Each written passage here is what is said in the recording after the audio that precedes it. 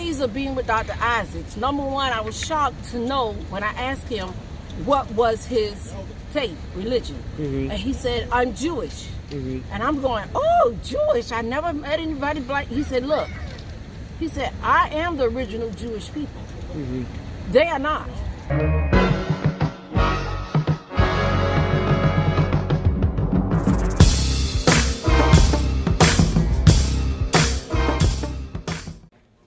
Got old Boom church in here.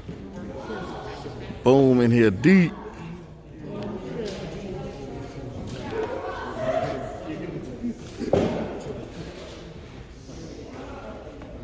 Boom in here deep.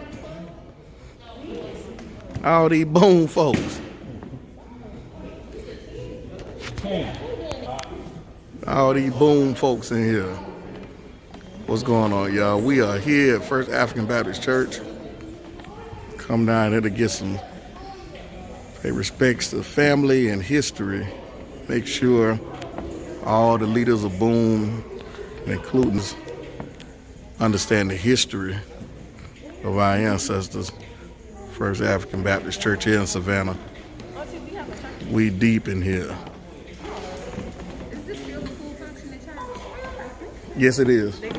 Yep.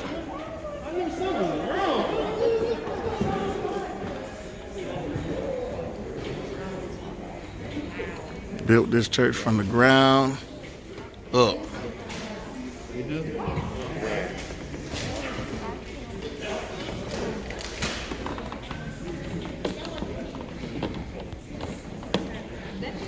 Tell them who you are. Okay, first of all, I'm Karen Wortham. I'm the historian of First African Baptist Church. My business is Journey by Faith. And I had the opportunity of doing a documentary with Dr. Ephraim Isaacs. And it's called Cryptic Quests. 2 days of being with Dr. Isaacs, number one, I was shocked to know when I asked him what was his faith, religion. And he said, I'm Jewish. And I'm going, oh, Jewish? I never met anybody black. He said, look, he said, I am the original Jewish people. They are not. And I'm looking at him like he said, now I'm going to tell you exactly what it is since we're going to put it on tape. He said, Jewish people look like this, like him, not like that. And I was totally shocked because I've always known Jewish people to be more so look Caucasian.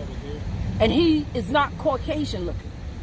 So then I asked him about his faith and everything like that, and I wanted to know.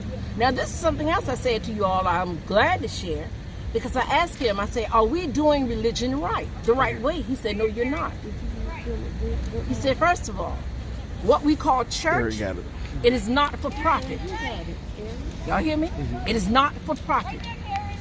If you're trying to have church and make money, that is not in God's will. Now, I'm shocked with that because I know as a church, we're always talking about finances. Always. I'm not saying you're not supposed to have money to pay your bills, but it is not for profit. So now the other thing that you wanted me to mention was... What, Arabic on the pews? Yeah. Okay. In First African Baptist, we have pews that's in our gallery. And the pews were put there during the time the church was built.